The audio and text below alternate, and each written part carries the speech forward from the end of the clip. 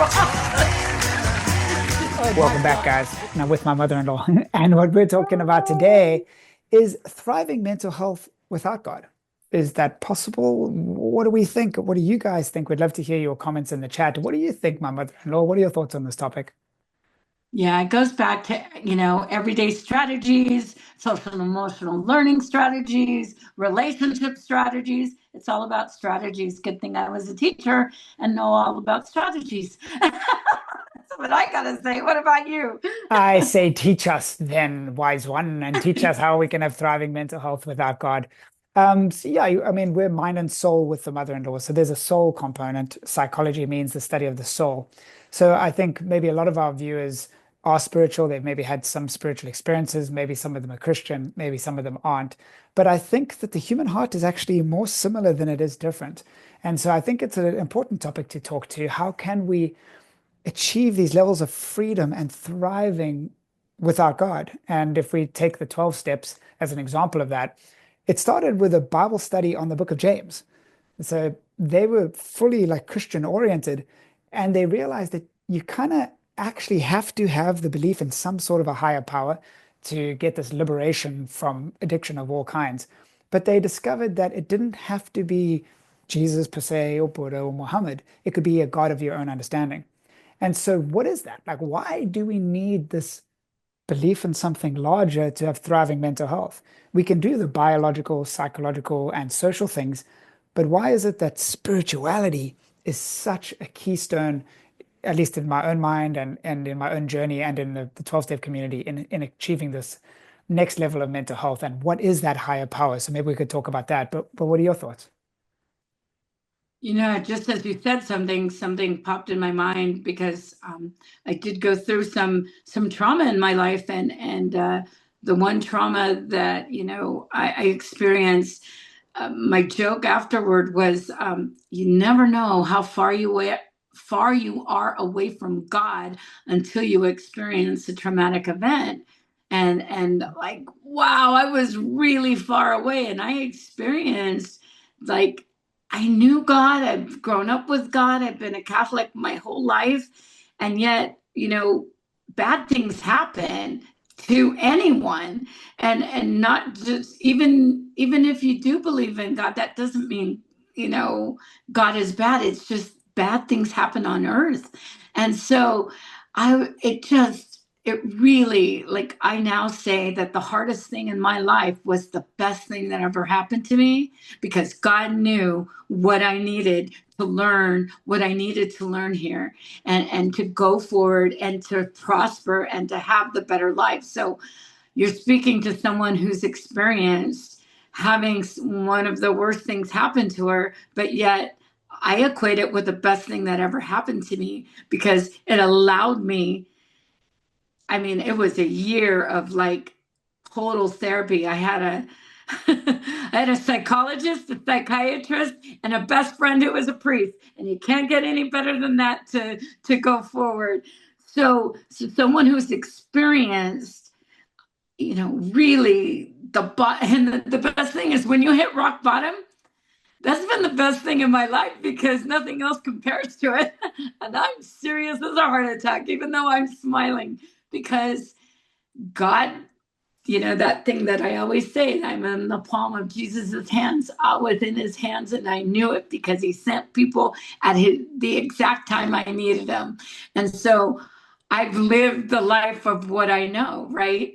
My truth and my experience says that, there's everyday life, and God showed me it was through God. But I know people though too who have gone through stuff and they didn't have God in their life, but they're a better person for it. So everyday life strategies with or without God are key. That's what I think. Wow. So yeah, it was really when you reach the edge of yourself, you discover God. When you had a traumatic experience happen to you, then that revealed like really where you were in relationship to God. But then what if people didn't have God, or what if God or the church was the source of their trauma? And like so many people in my groups, Yes, they don't want anything to do with the church or organized religion because that was the thing that hurt them. And that hurt so them. do people need to believe in something. Like you said, okay, even people without God have experienced this growth. Do we need to believe that this growth is possible? Is there a post-traumatic growth? Do we need to believe that there's an order to the world, that there's an intelligence behind things, that there's a meaning behind things?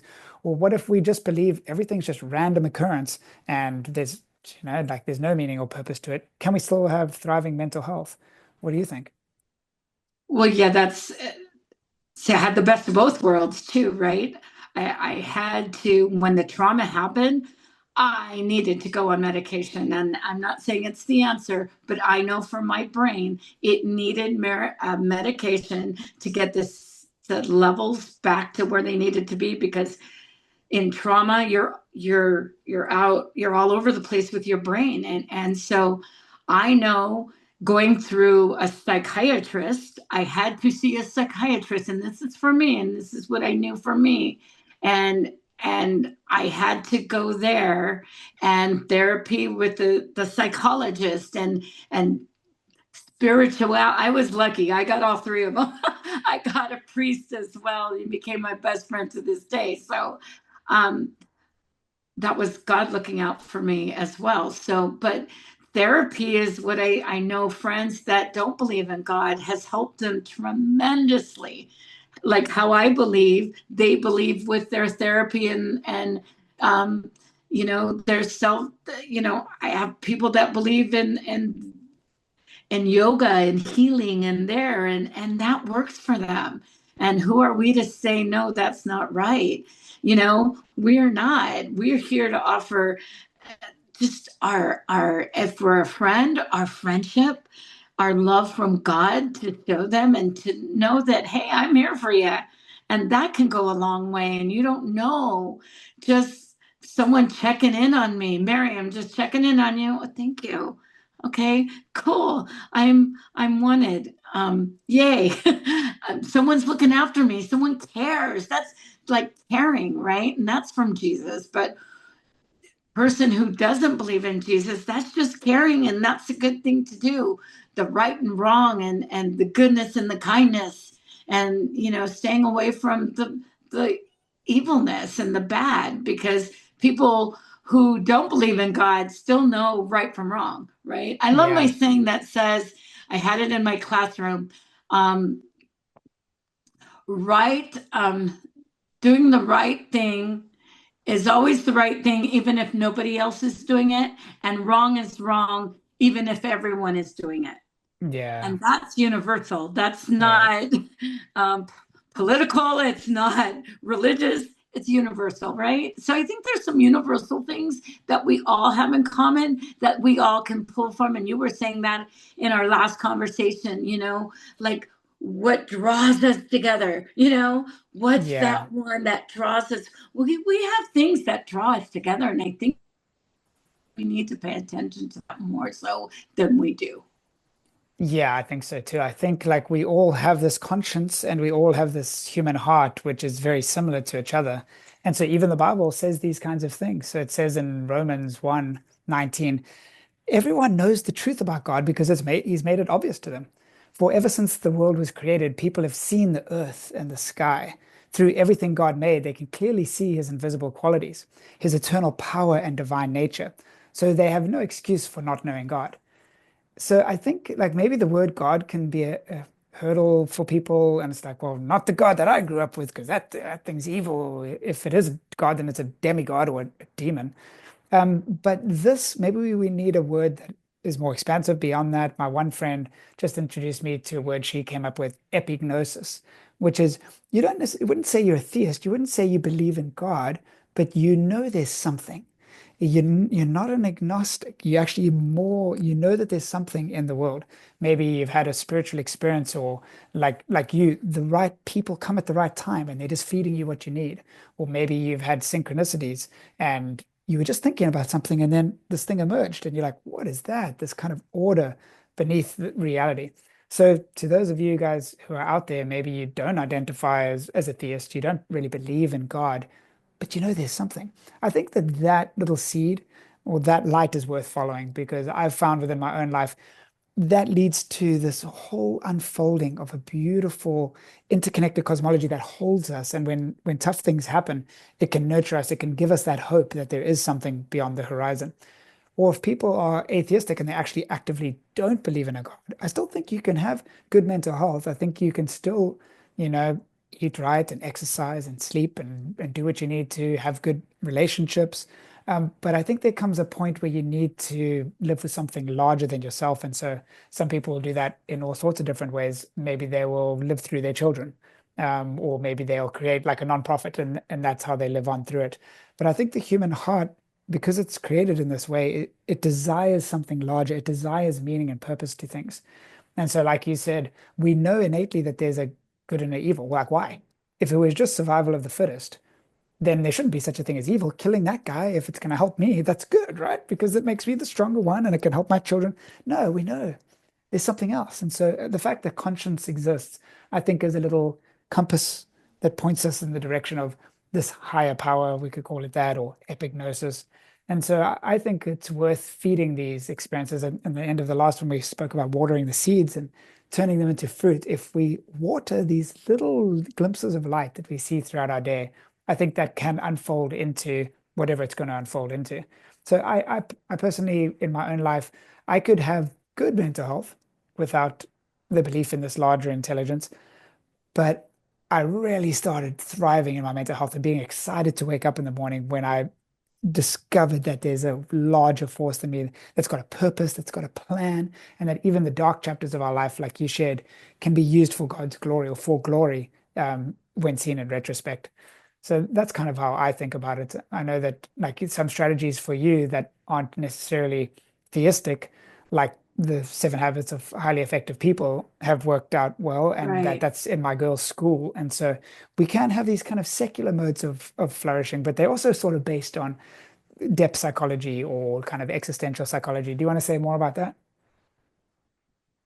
Yeah, well, could you read I know I sent those to you, so could you read those for us so that I can expand on it after you read them? That'd be Yeah, the great. first Can you habit do that is, now or no? yeah, absolutely. It's being proactive. The second one is beginning with the end in mind. The third is putting first things first. The fourth is thinking win-win. The fifth is seeking first to understand, then to be understood. Ah, that's what we spoke about in our last one, St. Francis of Assisi. St. And Francis. and then the sixth one is to synergize. And then number seven is sharpen the saw. And you know what I want to add to that? Because it's just like popping out of my mind right now is that with all of those habits, you always have to have underlying respect Mm, and care for one another as you do this, as you go forward in the world, because respect is huge. And I think we've lost that. And the reason that I had my kids go to church was because what was the way that I can teach them right from wrong? What's the best way I know as a parent? Well, I went back to the church and how I grew up, and it taught me a moral foundation. And so that's where I went because that's, you do what you know, right? And that was my first instinct. And so, but with respect, like I have a good friend who is, she's not atheist, but agnostic, that's the word. yeah. She's agnostic. And so, you know, we're good friends. And she doesn't believe in God. I mean, she doesn't believe in the God I believe in, right? Yeah. And so, but how do we get along so great? Respect and care. Mm. Respect. I respect her to no end, and her ways of thoughts are not my ways of thoughts. But we're concert buddies, and so we love music, and so we go to music, and we're foodies. So we love food. So we focus on what we love doing together, and we do, and we're it's just such joy. We just went to a comedy show together, and it's like this is so much fun. Who would have thought that someone that doesn't believe like I do, I can have so much fun with because of respectfulness? And I care so much about her. She's such a phenomenal person.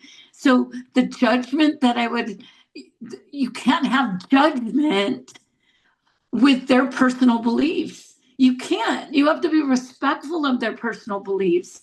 And yes, do I do I wish her goodness? Of course, you know, and I respect how she feels. And I'm not trying, am I going to try to change her to come to God? That's not my place.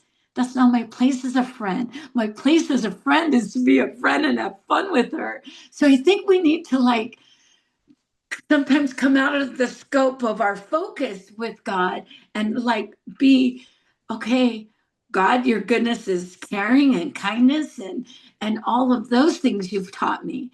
And so I think we've got to go into different realms of things as we are looking at life, right? And strategies. So I hope that made sense because it did in my mind, but I don't know if it does when I speak it. So Isn't it chime me in. What do amazing? you think? I think it's amazing that words are like little mouth sounds dot, dot, dot, dot, dot, that convey telepathically our thoughts to the rest of the world. And by you expressing that, I stepped into your mind there for a second. I'm with you. As in, I think that's really cool. I absolutely agree that I think that really coming alongside others and meeting them where they're at and just being the light of God, if we do believe in God, being that light to them, that should be left enough to illuminate and let God do the converting and all the changing. And if they're looking for it, then we can definitely provide and we can point in the right direction. But God isn't like a separate category that goes in a box and then everything else is. I think God is in everything. God Right. was in that concert. God was in the bass notes. Tu, tu, tu. God was in the yeah, in the laughter. God is in that as the heart expands as it laughs. So I think God could even be expanded in our culture to encompass much more than just like the Sunday pews or whatever. So I like that. And I think we need good friends. We need open-mindedness. We need the people who are going to walk in the love of God. And then that is enough. So if you guys are watching and maybe your loved one doesn't have the beliefs that you have and you really want that for them because it's been so good for you, I think that things happen in God's timing and that it's we can nurture the ground, we plant a plant, we don't like yell at the plant, grow. It's actually probably going to stress the plant out because they've done studies Right. that plants can read our thoughts. Right. Uh, but you can fertilize the ground with just goodness and light and truth and kindness, and you can water that. You can water the plant and provide it with the nourishment it needs, and then the natural intelligence behind the cosmos will cause the growth. So yeah, I like As what you said. and that's what life here on earth is to bring joy to others and joy to yourself. And what if I was so narrow-minded that I would miss out on so much fun I've had with her? You know, she didn't believe Yeah. it. Oh, I can't. You don't believe in God. I can't talk to you. No, talk, love, and respect. I know where, like, even when I was first getting to know her, and I knew she didn't believe in God, and I was like, God bless you, and I'm like, oh man, is that okay? She's like, yeah, that's no. I know she knew my heart. She knew I wasn't trying to like push it on her. That's just who I was. And so that conversation of opening it up, like, I respect her boundaries. She respects my boundaries. And am I going to talk about God with her? No, but am I going to talk about life and fun and goodness and kindness and all that? Yes. And that's intertwined with God, right? So it comes out. So it's just amazing to me, like how it is. And I live with someone I know he believes in a higher power. I know I have to share this. He'll be okay with it, I hope. Um, why he doesn't go to church? He said, "Well, because when I was a kid, I was playing and playing, and my mom made me come in on Saturday afternoon to make sure I was all ready for church the next day." So he didn't like that. He wants to be in nature. He's a nature guy. And he has shown me some goodness from nature that I was like, oh, Mm. wow, and how you can be peace in your nature and the wonders of God, right? Because that's from God. And so he's shown me like things and he's so awesome. He'll take me to church and he'll be in the parking lot. But he hasn't accepted the invitation to go in yet, and that's okay. And that's okay. I enjoy the ride to church, and I don't have to drive. Yay! That's a win. That's a win That's a win. situation for me, Yeah, there we go. Think win-win. That's one of the seven habits. right? Synergize, yeah. So and humor is our thing. So we connect through humor, and we do get to, like I say, my funny joke. This is funny, guys. You have to laugh. I'll sprinkle holy water when I'm up in heaven. But I came home one day and I said, God wants me to tell you that you need to go inside church with me this time. And he goes, do I have to 5150 you? God. Delusions of reference, religious delusions. In due time, right? And this is how humor is, how we get along. And we know each other there, so we're good because we've been through the bad, and that's the joy, like I was saying, of hitting rock bottom and going through an awful place that you never want to go. You're never even, it doesn't compare to the goodness you have. So you don't even want to go to the bad again. So that's a life strategy as well. So yeah, so I don't know where I was going with that, so I'm sending it back to you. Oh, I'll gratefully and respectfully take it because it's all about respect. No, I like that. I think that if in the 12 steps we have to, or they've found, you have to have a higher power to be able to step outside yourself and really overcome things like addiction, and they found it works in a whole bunch of different contexts, then that Thank higher you. power could be respect. It could be my higher power is respect, or it's even Or nature. human or nature. Nature's such a good one. Yeah, I've heard you can make it something very simple, like a doorknob, but I don't really understand that. Or like your pet. Maybe you can, but maybe you just need to get outside of yourself for a little bit. So Right. it's in knowing that you can't do it by yourself. Is ultimately it's like you've surrendered your will over to this higher power. So if you believe there's something larger than us, which I guess we have to, I didn't make myself. Like how on earth did I appear in the womb? There's something that made me. Like maybe it's my mother is my higher power. But as soon as we start to step outside of ourselves, then this larger force kicks in. And so the 12th step is as a result of the spiritual awakening, we take this message to others. So the whole reason that they are able to transcend their egos and the result of that is that they have a spiritual awakening. So spiritual awakening can look a lot of different ways. Maybe even the term spiritual doesn't work. But I do think there can be this immersion into a larger reality. When I was like probably 19, I wrote a poem that said, when our feet stare at themselves, they walk in the direction of pain. But when our eye lines ascend, they meet others again. And so Mm. when we're too focused on our own pain and me, like we just walking in the direction of pain. But as soon as we look up and we see something higher than ourselves, it allows us to meet the eyes of other people and the souls of other people. And we start to see we're part of something larger, which I think is a huge component in mental health. So yeah, I Wow. mean, obviously for me, God has been a huge aspect of my own journey, the biggest one. I work with NAMI, and I tell my own story, and my co-presenters, there's probably like 10 of us, about 8 of them said that their number one coping skill was God. So that's quite Mm. something. And it's, like a Mm. secular organization. So I do think it's a powerful thing, but each one of them would define God differently. I do wonder if new words and expanded ideas about God might help people to step into more thriving mental health. Maybe epignostic can be one of them. I have a video on Aslan's Way YouTube channel about that with my friend. But I like that. I think these conversations are good and it expands us to really stepping beyond even our constructs, not judging, like looking at things from a different level.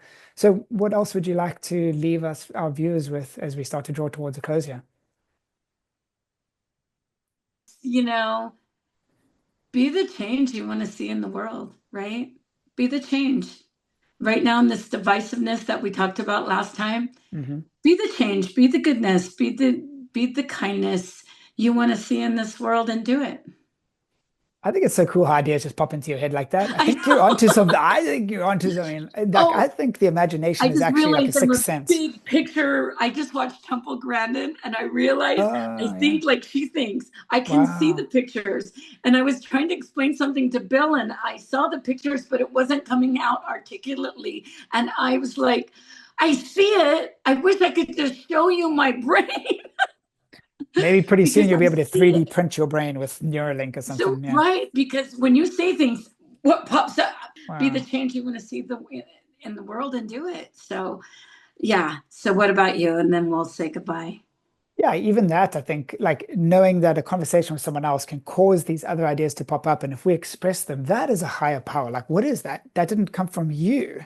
Whoever you think you are, like, okay, maybe it come from your subconscious mind, but maybe it's also tapping into this larger, maybe the noetic sphere, or Rupert Sheldrake calls it the morphogenetic field. There's an informational field all around us, and we can draw information from it. And so I think we're part of a mysterious universe, and just chatting with other people about these kinds of things like we are can trigger different lines of thinking that we wouldn't have had available to us otherwise. So yeah, you guys listening to us, like thanks for being a part of the conversation, and we'd love to hear your thoughts. What triggered, like as we've been talking, go ahead and put those in the chat so that we Yes, can learn from please. you. We can initiate these new conversations. So Yeah. thanks for being here, and thank you, my mother-in-law. I like the ideas. God bless all of you viewers, and we will catch you next time. Later. Oh, mic drop.